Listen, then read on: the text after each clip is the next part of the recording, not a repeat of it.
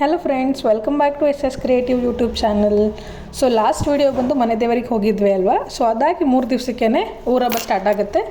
So ಅದೇ ವಿಡಿಯೋನೇ ನಾನಿಲ್ಲಿ ಮಾಡ್ತಾ ಇರೋದು. ಇವತ್ತು ನಾನು ಕೂಡ ಕೆಲಸಕ್ಕೆ ಹೋಗಿದ್ದೆ. ಕೆಲಸದಿಂದ ನಾನು 5 ಗಂಟೆಗೆಲ್ಲ ಬಂದೆ ಬೇಗನೆ. ಅಷ್ಟರಲ್ಲಿ ಮನೇಲಿ ಅತ್ತೆ ಆಲ್ರೆಡಿ ಆರತಿ ಎಲ್ಲ ರೆಡಿ ಮಾಡಿದ್ರು. ತನು ಕೂಡ ಇದ್ಲಲ್ಲ, ಸೊ ಇಬ್ಬರು ಸೇರಿ ರೆಡಿ ಮಾಡಿದ್ರು. ಅದಾದಮೇಲೆ 6:15ಗೆ ನನ್ನ ಹಸ್ಬೆಂಡ್ ಬಂದರು. ಅವ್ರನ್ನ ಕೂಡ ನಾನು ನಮ್ಮ ಪುಟಾಣಿ ವೆಲ್ಕಮ್ ಮಾಡಿದ್ವಿ. ಏನಕ್ಕೆ ಅಂತ ಹೇಳಿದ್ರೆ, ನಾನು ಕೂಡ ಕೆಲಸಕ್ಕೆ ಹೋಗ್ತೀನಿ, ಅವರು ಕೆಲಸಕ್ಕೆ ಹೋಗ್ತಾರೆ. ಬಟ್ ಅವ್ರು 6:15ಗೆ ಬರ್ತಾರೆ, ನಾನು ಬರೋದು 8 ಗಂಟೆ ಆಗುತ್ತೆ. ನಾನು ಯಾವತ್ತೂ ಕೂಡ ಅವ್ರನ್ನ ವೆಲ್ಕಮಿಂಗ್ ಮಾಡೇ ಇಲ್ಲ. ಅದಕ್ಕೋಸ್ಕರ ಸಿಕ್ಕಿ ಚಾನ್ಸ್ನ ಬಿಡಬಾರ್ದು ಅಂತ ಹೇಳಿ ಇವತ್ತು ನಾನೇ ವೆಯ್ಟ್ ಮಾಡಿ ಅವ್ರಿಗೋಸ್ಕರ ವೆಲ್ಕಮ್ ಮಾಡಿದ್ವಿ. ಇಲ್ಲಿ ಅತ್ತೆ ಆಲ್ರೆಡಿ ರೆಡಿ ಮಾಡ್ತಾ ಇದ್ದಾರೆ. ಸೊ ಮೊದಲಿಗೆ ತನು ರಂಗೋಲಿ ಹಾಕಿದ್ಲಲ್ವ, ಅದ್ರ ಮೇಲೆ ಬಾಳೆ ಎಲೆ ಇಡ್ತಾ ಇದ್ದಾರೆ. ಬಾಳೆ ಎಲೆ ಇಟ್ಟು ಸೇರಲ್ಲಿ ಅಕ್ಕಿ ಹಾಕ್ತಾರೆ. ಒಂದೊಂದು ಆರತಿ ಪೂಜಿಸ್ಬೇಕಾದ್ರೂ ಅಷ್ಟೇ ಕೆಳಗಡೆ ಅಕ್ಕಿ ಹಾಕ್ತಾರೆ. ಈಗ ಮೊದಲನೇದಾಗಿ ಇಡ್ತಾ ಇರೋವಂಥ ಆರತಿ ಯಾರ್ದು ಅಂತ ಹೇಳಿದ್ರೆ, 2 ದೇವ್ರದ್ದು, ಗಂಡು ದೇವರು ಮಲ್ಲಪ್ಪ ಮತ್ತು ಪೀರಂಗಪ್ಪ ಅಂತ. ಸೊ 2 ದೇವ್ರನ್ನು ಒಂದೇ ಆರತಿಲೇ ಕೂರಿಸಿರ್ತಾರೆ. ಸೊ 2ನೇದು ಬಂದು ಪಟೇಲ್ದಮ್ಮ ಮತ್ತು ದೊಡ್ಡಮ್ಮ. ಇವ್ರು 4 ಜನ ಏನಿದ್ದಾರೆ ಅವರು ಕಂಪ್ಲೀಟ್ ವೆಜ್ಜು. ಈಗ 3ನೇದು ಸಪ್ರೇಟಾಗಿ ಇಡ್ತಾ ಇದ್ದಾರಲ್ಲ, ಅದು ಚಿಕ್ಕಮ್ಮ. ಸೊ ಇವಳು ಮಾತ್ರ ನಾನ್ ವೆಜ್ಜು. ಈಗ 4ನೇದು ಇಡ್ತಾ ಇರೋದು ದನಿನಮ್ಮ ಅಂತ. ಅದು ಊರಲ್ಲೇ ಟೆಂಪಲ್ ಇದೆ, ಅಲ್ಲಿಗೆ ಮಾಡ್ತಾಯಿದ್ದೀವಿ. ನಾವೇನು ಊರಿಗೆ ಹೋಗಿ ಎಲ್ಲ ಮಾಡಲ್ಲ ಅಲ್ವ. ಸೊ ಇಲ್ಲೇ ಬೆಂಗಳೂರಲ್ಲೇ ಮಾಡ್ಕೋತೀವಿ. ಅದಕ್ಕೋಸ್ಕರ ಅಲ್ಲಿಂದ ದೇವ್ರದ್ದು ಕೂಡ ಒಂದು ಆರತಿ ಪೂಜ್ತೀವಿ. ದೇವರ ಆರತಿ ಎಲ್ಲ ಪೂಜಿತಾದ ಮೇಲೆ ಹೂವುಗಳಿಂದ ಅಲಂಕಾರ ಮಾಡಿ, ಅದಾದಮೇಲೆ 2 ತಪ್ಪಲೆ ತುಂಬಾ ಅನ್ನ ಮಾಡ್ತಾರೆ. ಅದು ಉಗ್ಗೆದನ್ನ ಅಂತ ಕರಿತೀವಿ. ಅದನ್ನು ದೇವರಿಗೆ ನೈವೇದ್ಯಕ್ಕೆ ಅಂತ ಇಡೋದು. ಅದನ್ನಿಟ್ಟು ಹಣ್ಣು ಕಾಯಿ ಎಲ್ಲ ಇಟ್ಟು ಪೂಜೆ ಮಾಡೋದಕ್ಕೆ ಎಲ್ಲ ರೆಡಿ ಮಾಡ್ತಾ ಇದ್ದಾರೆ. ಎಲ್ಲ ರೆಡಿ ಮಾಡಿದ್ದಾದಮೇಲೆ ಈ ಥರ ಕಾಣಿಸ್ತಾ ಇತ್ತು.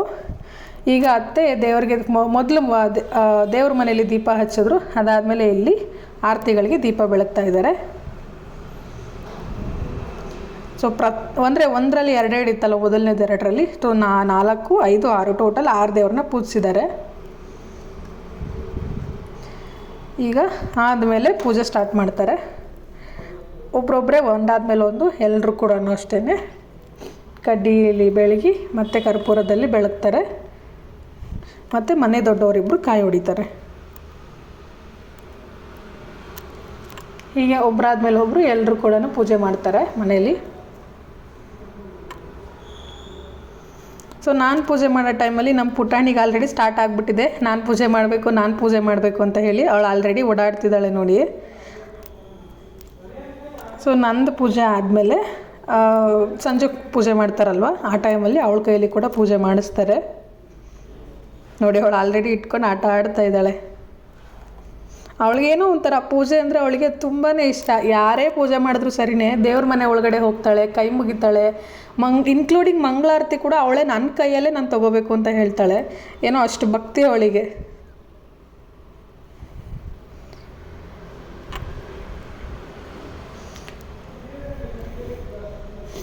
ಸೊ ನಾನಾದಮೇಲೆ ಧನು ಪೂಜೆ ಮಾಡ್ತಾಳೆ, ಮಾವ ಪೂಜೆ ಮಾಡ್ತಾರೆ. ಅದಾದಮೇಲೆ ಸಂಜೆಗೆ ಪೂಜೆ ಮಾಡಿ ಪಾಪು ಕೈಲೂ ಪೂಜೆ ಮಾಡಿಸ್ತಾರೆ. ಈಗ ಪೂಜೆ ಎಲ್ಲ ಆಗಿತ್ತಾದಮೇಲೆ ಬೆಳಗ್ಗೆನೇ ಚಿಕ್ಕಮ್ಮ ದೇವ್ರಿಗೆ ಕೋಳಿ ಕೊಯ್ಬೇಕು. ಸೊ ಅದಕ್ಕೋಸ್ಕರ ನಾಳೆ ಅಡುಗೆ ಮಾಡಬೇಕಲ್ವ. ಈಗ ಆಲ್ಮೋಸ್ಟ್ ಫ್ಯಾಮಿಲಿಯಲ್ಲಿ ಎಲ್ಲರಿಗೂ ಕೂಡ ಹೇಳಿದ್ದೀವಿ ಹಬ್ಬಕ್ಕೆ. ಎಲ್ಲರೂ ನಾಳೆ ಬೆಳಗ್ಗೆ ಬರ್ತಾರೆ. ಅಂದರೆ ಮಿನಿಮಮ್ ಒಂದು 40 to 50 ಮೆಂಬರ್ಸ್ ಆಗ್ತಾರೆ. ಅಷ್ಟು ಜನಕ್ಕೂ ಕೂಡ ಹೇಳಿದ್ದೀವಿ. ಸೊ ಬೆಳಗ್ಗೆಗೆ ಎಲ್ಲರೂ ನೆಕ್ಸ್ಟು ಪೂಜೆಗೆ ರೆಡಿ ಮಾಡ್ಕೋಬೇಕು. ಆಮೇಲೆ ಕೋಳಿ ಕೊಯ್ಯೋದು ಕೂಡ ರೆಡಿ ಮಾಡ್ಕೋಬೇಕು. ಸೊ ನಾವು ಪೂಜೆ ಮಾಡಿದ್ದೆಲ್ಲ ಆದಮೇಲೆ ಇಲ್ಲಿ ಉಗ್ಗೆದನ್ನ ಇಟ್ಟಿದ್ದೀವಲ್ಲ 2 ತಪ್ಪಲಲ್ಲಿ, ಅದನ್ನೇ ನಾವು ಊಟ ಮಾಡ್ಕೋತೀವಿ. ನಾವು ಬೇರೆ ಏನು ಮಾಡಲ್ಲ ಇವತ್ತು. ಅದಕ್ಕೆ ಸ್ವಲ್ಪ ತುಪ್ಪ ಹಾಕ್ಕೊಂಡು ಸ್ವಲ್ಪ ಲೈಟಾಗಿ ಸಾಂಬಾರು ಹಾಕ್ಕೊಂಡು ತಿಂತೀವಿ. ಮೊಸರು ಹಾಕ್ಕೊಂಡ್ರೆ ಇನ್ನೂ ಚೆನ್ನಾಗಿರುತ್ತೆ. ಸೊ ಅದಾದಮೇಲೆ ಬೆಳಗಿನ ಜಾವ ಬೇಗ ಎದ್ದಿದ್ವಿ. ನಾನು ಅತ್ತೆ ಎಲ್ಲ 6 ಗಂಟೆಗೆ ಎದ್ದಿದ್ವಿ. ಎದ್ದು ಹಾಲು ಕುಡಿದು ಅಡುಗೆಗೆ ರೆಡಿ ಮಾಡ್ಕೊಳ್ಳೋಕೆ ಆಲ್ರೆಡಿ ಸ್ಟಾರ್ಟ್ ಮಾಡಿಬಿಟ್ಟಿದ್ದೀವಿ. ಅಂದರೆ ಅವ್ರು ಕೋಳಿ ತರಕ್ಕೆ ಹೋಗಿದ್ರಲ್ಲ, ಆ ಗ್ಯಾಪಲ್ಲಿ ಸ್ವಲ್ಪ ಟೈಮ್ ಇತ್ತು ಅಂತ ಹೇಳಿ ನಾನು ಅತ್ತೆ ಧನು 3 ಜನ ಸೇರಿಕೊಂಡು ಬೆಳ್ಳುಳ್ಳಿ ಸುಲ್ಟ್ಕೊಂಡ್ವಿ. ಈಗ ಮಾವ ಕೋಳಿ ತೊಗೊಂಡು ಬಂದಿದ್ದಾರೆ. ಇವ್ರು ನೋಡಿ ನಮ್ಮ ಪುಟಾಣಿಗೆ ಎದುರಿಸ್ತಾ ಇದ್ದಾರೆ. ಅವಳು ಮುಟ್ಟೋದಕ್ಕೆ ಎದುರ್ಕೋತಾಳೆ. ಅವಳಿಗೋಸ್ಕರ ಅಂತಲೇ ಕೆಳಗಡೆ ತೆಗೆದಿಡ್ತಾ ಇದ್ದಾರೆ ನೋಡಿ.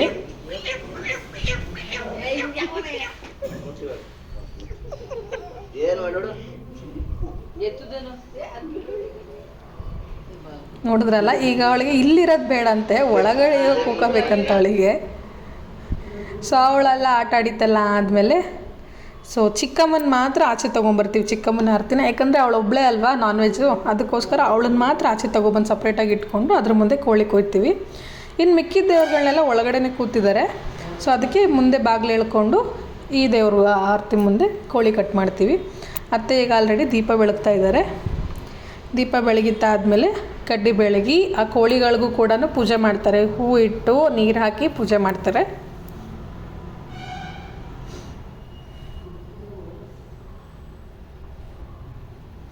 ಸೊ ನೋಡ್ತಾ ಇದ್ದೀರಲ್ಲ ಫ್ರೆಂಡ್ಸ್, ನಮ್ಮ ಮನೇಲಿ ಹೇಗೆಲ್ಲ ಪೂಜೆ ಮಾಡ್ತಾರೆ ಅಂತ. ಸೊ ನಿಮ್ಮ ಮನೇಲಿ ಯಾವ ಥರ ಪೂಜೆ ಮಾಡ್ತಾರೆ ಅಂತ ನನಗೂ ಕೂಡ ಕಮೆಂಟ್ ಮಾಡಿ, ಓಕೆನಾ. ನಮ್ಮ ಮನೇಲಿ ಇದೇ ಥರನೇ ಸಿಂಪಲ್ಲಾಗಿ ಮಾಡ್ತಾರೆ. ಊರಲ್ಲಿ ಆ್ಯಕ್ಚುಲಿ ತುಂಬಾ ಗ್ರ್ಯಾಂಡಾಗಿ ಮಾಡ್ತಾರೆ. ಸೊ ನಾವೇನು ಆರತಿಗಳು ಮಾಡ್ಕೊಂಡಿದ್ದೀವಲ್ಲ ಅದೇ ಥರನೇ ಜೋರಾಗಿ ಆರತಿ ಮಾಡಿಕೊಂಡು ದೇವಸ್ಥಾನಕ್ಕೆ ತೊಗೊಂಡೋಗಿ ಅಲ್ಲಿ ಬೆಳ್ಕೊಬರ್ತಾರೆ. ಬಟ್ ನಾವು ಊರಲ್ಲಿ ಮಾಡಲ್ವಲ್ಲ, ಅದಕ್ಕೋಸ್ಕರ ನಾವು ಇಲ್ಲೇ ಬೆಳ್ಕೊತೀವಿ.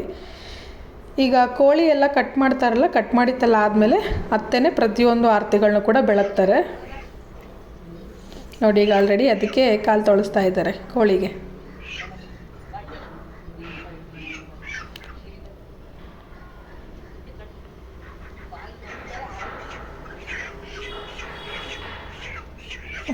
ಈಗ ಅದಕ್ಕೆ ಟೈಮ್ ಹತ್ತಿರ ಬಂದಿದೆ ನೋಡಿ. ಆಲ್ರೆಡಿ ಹಿಡ್ಕೊಂಡು ಕೂತಿದ್ದಾರೆ ಮುಂದೆ ಮಾವ. ಸಂಜೆ ಕೂಡ ಅಷ್ಟೇ ಅದ್ರ ಕಾಲು ತೊಳ್ಸ್ಕೊಂಡು ತೊಗೊಂಡು ಬರ್ತಾರೆ. ಒಂದು ಕೋಳಿ ಒಂದು ಸಿಕ್ಕಾಪಟ್ಟೆ ಚೂಟಿ ಇತ್ತು, ಅದು ಕೂರಕ್ಕೆ ರೆಡಿ ಇರಲಿಲ್ಲ. ಇನ್ನೊಂದು ಕೋಳಿ ಫುಲ್ ಸಾಫ್ಟಾಗಿತ್ತು, ಅದು ಹೇಳಿದ ಮಾತು ಕೇಳ್ಕೊಂಡು ಅದ್ರ ಪಾಡ್ಗದು ಕೂತ್ಕೊಳ್ಳೋದು. ಇನ್ನೊಂದು ಮಾತ್ರ ಕೂತ್ಕೊಳ್ಳೋಕ್ಕೆ ರೆಡಿ ಇಲ್ಲ. ಅದು ಏನಂದರೆ ಅದು ಫಸ್ಟು ಒಳಗಡೆ ಹೋಗ್ಬಿಡ್ಬೇಕು, ರೆಡಿಯಾಗಿ ನಿಂತುಬಿಟ್ಟಿದೆ ಅದು. ಸೊ ಅದಕ್ಕೋಸ್ಕರ ಅದನ್ನು ಗಟ್ಟಿಗೆ ಹಿಡ್ಕೊಂಡಿದ್ದಾರೆ. ಹಿಡ್ಕೊಂಡಿದ್ದಾದಮೇಲೆ ಕೋಳಿ ಕಟ್ ಮಾಡ್ತಾರೆ. ಇವತ್ತು ನಾವು 10 kg ಚಿಕನ್ನು ಮತ್ತು 7 kg ಮಟನ್ ತರಿಸಿದ್ದೀವಿ. ಸೊ ಏನೇನು ಅಡುಗೆ ಮಾಡ್ತೀವಿ ಅನ್ನೋದನ್ನು ಮುಂದೆ ತೋರಿಸ್ತೀನಿ ನಿಮಗೆ.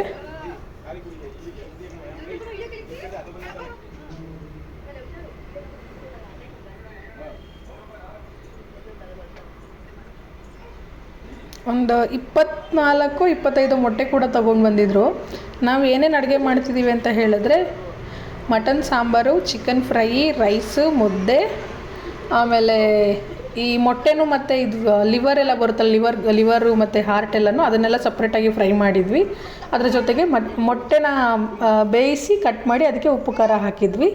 ನೆಂಚ್ಕೊಳ್ಳೋದಕ್ಕೆ ಈರುಳ್ಳಿ, ಸೌತೆಕಾಯಿ ಮತ್ತು ನಿಂಬೆಹಣ್ಣು, ಇಷ್ಟು ಅಡುಗೆ ಮಾಡಿದ್ವಿ. ಇದು ಕಂಪ್ಲೀಟ್ ನಾನ್ ವೆಜ್ ಅವರಿಗೆ. ಇನ್ನು ವೆಜ್ ಅವರಿಗೆ ಬಂದು ವೆಜ್ ಪಲಾವ್ ಮಾಡಿದ್ದೆ, ಜೊತೆಗೆ ಸಬ್ಬಕ್ಕಿ ಪಾಯಸ ಮಾಡಿದ್ದೆ. ಇಷ್ಟು ಇವತ್ತಿನ ಅಡುಗೆ. ಸೊ ಕಂಪ್ಲೀಟ್ ಅಡುಗೆ ಎಲ್ಲನೂ ನಾನು, ಅಜ್ಜಿ ಮತ್ತು ಅತ್ತೆ 3 ಜನ ಸೇರಿಕೊಂಡು ಮಾಡಿದ್ದೀವಿ. ಧನು ರೆಡಿ ಮಾಡಿಕೊಟ್ಲು, ಯಾಕಂದರೆ ಪುಟಾಣಿ ಇದ್ದಾಳಲ್ಲ, ಅವಳು ಅಡುಗೆ ಮಾಡೋದಕ್ಕೆ ಬಿಡಲ್ಲ. ಸೊ ಅವಳನ್ನೊಬ್ರು ನೋಡ್ಕೋಬೇಕಲ್ವ, ಸೊ ಅದಕ್ಕೆ ಆ ಕೆಲಸ ಅವಳು ನೋಡ್ಕೊಂಡಿದ್ಲು. ಇದು ನೋಡಿ, ಇದು ಆಲ್ರೆಡಿ ಓಡೋಗ್ತಾ ಇದೆ.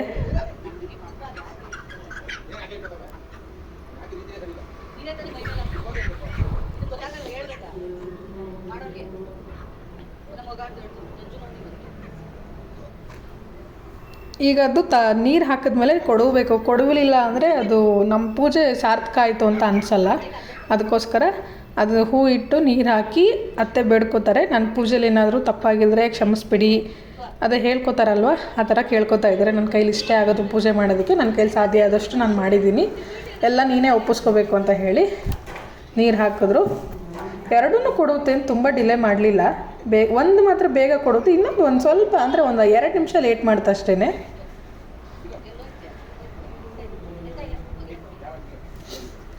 ಸೊ 2 ಕೊಡುವಿದ್ದಾಯಿತು.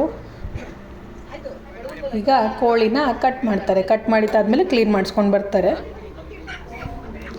ಸೊ ಕ್ಲೀನ್ ಮಾಡಿಸ್ಕೊಂಬರೋಷ್ಟರಲ್ಲಿ ನಾವೆಲ್ಲ ಖಾರ ರುಬ್ಕೊಂಡಿದ್ವಿ. ನಾನು ಹೇಳಿದ್ನಲ್ಲ, ಅಷ್ಟು ಐಟಮ್ಗಳನ್ನ ರೆಡಿ ಮಾಡ್ಕೊಂಡ್ವಿ. ಮಧ್ಯಾಹ್ನದಷ್ಟರಲ್ಲೆಲ್ಲ ಅಡುಗೆ ರೆಡಿ ಆಗೋಯ್ತು ನಮ್ಮ ಮನೇಲಿ. ಒಂದು 12:30, 1 ಗಂಟೆ ಮ್ಯಾಕ್ಸಿಮಮ್ ಅಷ್ಟರಲ್ಲಿ ಎಲ್ಲ ಅಡುಗೆ ರೆಡಿ ಆಯಿತು. ರೆಡಿಯಾಗಿ ನಾವು ಕೂಡ ಅಡುಗೆ ಮಾಡಿದ್ವಲ್ಲ, ಅದಾದಮೇಲೆ ಫ್ರೆಶ್ ಅಪ್ ಆದ್ವಿ. ಈಗ ಎಲ್ಲ ಕಟ್ ಮಾಡಿದ್ದೆಲ್ಲ ಆಯ್ತಲ್ಲ. ಈಗ ಅದೇ ನಾನು ಹೇಳಿದ್ನಲ್ಲ ನಿಮ್ಗೆ ಆಲ್ರೆಡಿ, ಒಂದೊಂದೇ ಆರತಿನ ತೊಗೊಬಂದು ನಾವೇ ಬೆಳ್ಕೊತೀವಿ ಅಂತ. ಸೊ ಆ ಕೆಲಸ ನಡೀತಾ ಇದೆ. ನಾನು ಒಂದೊಂದೇ ಆರತಿ ಎತ್ಕೊಡ್ತಾ ಇದ್ದೀನಿ, ಅವ್ರು ಬೆಳ್ಕೋತಾರೆ. ಅದಾದಮೇಲೆ ಇದೆಲ್ಲ ಕ್ಲೀನ್ ಮಾಡ್ಕೊಂಡ್ವಿ. ಕ್ಲೀನ್ ಮಾಡಿಕೊಂಡು ಮಧ್ಯಾಹ್ನದಷ್ಟರಲ್ಲಿ ಅಡುಗೆ ರೆಡಿ ಮಾಡಿಕೊಂಡು ಒಂದಾದ್ಮೇಲೆ ಒಂದು ಒಬ್ಬೊಬ್ಬರೇ ಊಟಕ್ಕೆ ಬರ್ತಿದ್ರಲ್ಲ, ಎಲ್ಲರಿಗೂ ಊಟಕ್ಕೆ ಕೊಟ್ವಿ. ಊಟಕ್ಕೆ ಕೊಟ್ಟು ಎಲ್ಲ ಕ್ಲಿಯರ್ ಆಗೋಷ್ಟರಲ್ಲಿ ಸಂಜೆ 4 ಗಂಟೆ ಆಯಿತು. ಎಲ್ಲ ಆದಮೇಲೆ ಇನ್ನು ಮಿಕ್ಕಿದ್ದೆಲ್ಲ ತೊಳೆದಿಟ್ಟು ಎಲ್ಲ ಮಾಡಿ ಸಾಕಾಗೋಯ್ತು ಇವತ್ತಂತೂ. ಸೊ ಇಷ್ಟೇ ಗೈಸ್ ಇವತ್ತಿನ ವಿಡಿಯೋ. ಈ ವಿಡಿಯೋ ನಿಮಗೆಲ್ಲ ಹೇಗೆ ಅನ್ನಿಸ್ತು ಅಂತ ನನಗೆ ಕಮೆಂಟ್ ಮಾಡಿ ತಿಳಿಸಿ, ಓಕೆನಾ? ಸೊ ನಮಗಂತೂ ಈ ಹಬ್ಬ ಮಾಡಿ ತುಂಬಾ ಖುಷಿ ಆಯಿತು. ಹೇಳ್ಕೊಳಕ್ಕಾಗದೇ ಇರೋಂಥ ಖುಷಿ ಒಂಥರ. ಯಾಕಂದರೆ ಎಲ್ಲರೂ ಮನೇಲಿದ್ವಿ, ಎಲ್ಲರೂ ಖುಷಿಯಿಂದ ಸೇರಿ ಅಡುಗೆಗಳು ಮಾಡಿದ್ವಿ. ಮತ್ತು ಫ್ಯಾಮಿಲಿ ಮೆಂಬರ್ಸ್ ಎಲ್ಲರೂ ಕೂಡ ಮನೆಗೆ ಬಂದಿದ್ದರು. ಎಲ್ಲರೂ ಕೂಡ ಖುಷಿಯಿಂದ ಊಟ ಮಾಡಿದ್ರು.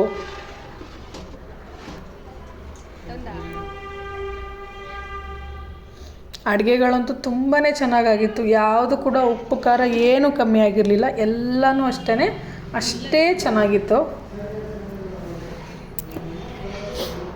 So thank you guys.